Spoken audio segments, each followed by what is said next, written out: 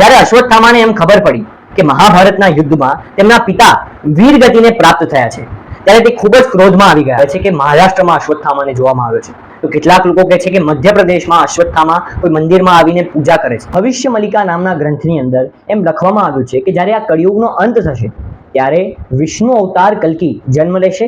Har Har Mahadev. Welcome to શ્લોક Trivedi with ધાર્મિક જ્ઞાન. Subscribe to my channel. નમસ્કાર, રાધે રાધે. હું શ્લોક ત્રિવેદી. મિત્રો, મહાભારત કાળનો એક એવો યોદ્ધા કે જે આજે કળિયુગમાં પણ જીવિત છે, તેને ચિરંજીવી થવાનું વરદાન નહીં પણ શ્રાપ મળ્યો હતો. આજે હું વાત કરીશ આપણા આ સિરીઝના ત્રીજા ચિરંજીવી અશ્વત્થામા વિશે. અશ્વત્થામા શું આજે પણ જીવિત છે?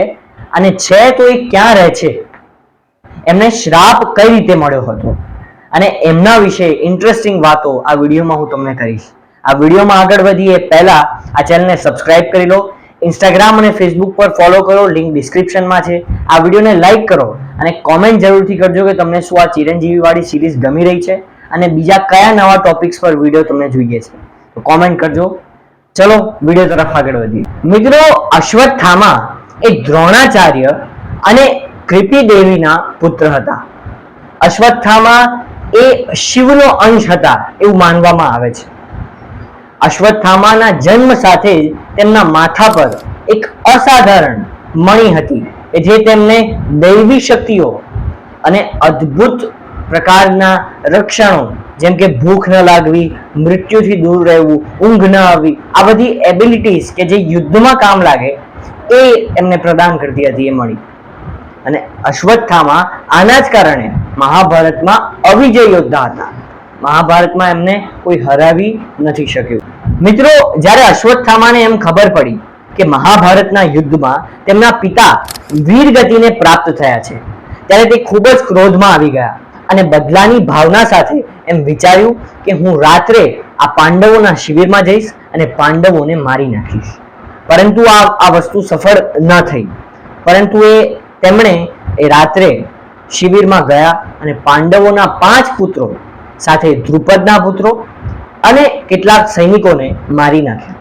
હવે આ વાત ભગવાન શ્રી કૃષ્ણને સવારે ખબર પડી અને ખૂબ જ ક્રોધમાં આવીને અશ્વત્થામાના માથે જે ચમત્કારી મણિ હતી જે એમને બહુ શક્તિ આપતી હતી એ ખેંચી લીધી અને શ્રાપ આપ્યો કે તમે આ કળિયુગના અંત સુધી એમને એમ ભટકતા રહેશો અને તમે ચિરંજીવી રહેશો.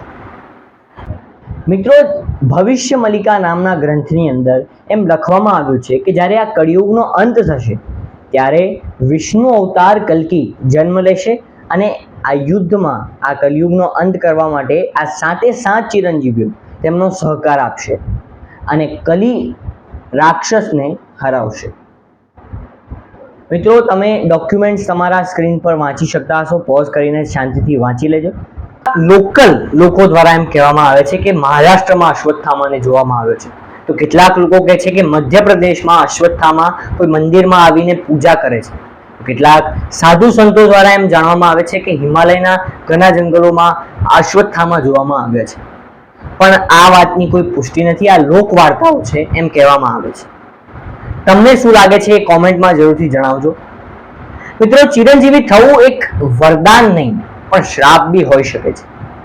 જેમ કે આપણે કોઈ સ્કૂલમાં હોઈએ અને આપણા મિત્રો સાથે કેટલી સારી ઇમોશનલ કનેક્ટ થઈ જાય, પરંતુ આપણે એ જ ક્લાસમાં રહીએ અને આપણા મિત્રો આગળ વધતા જાય અને આવું 1-2 વાર નહીં, આવું ઘણી બધી વાર રિપીટ થાય તો એ ફિલિંગ બહુ જ અલગ હોય.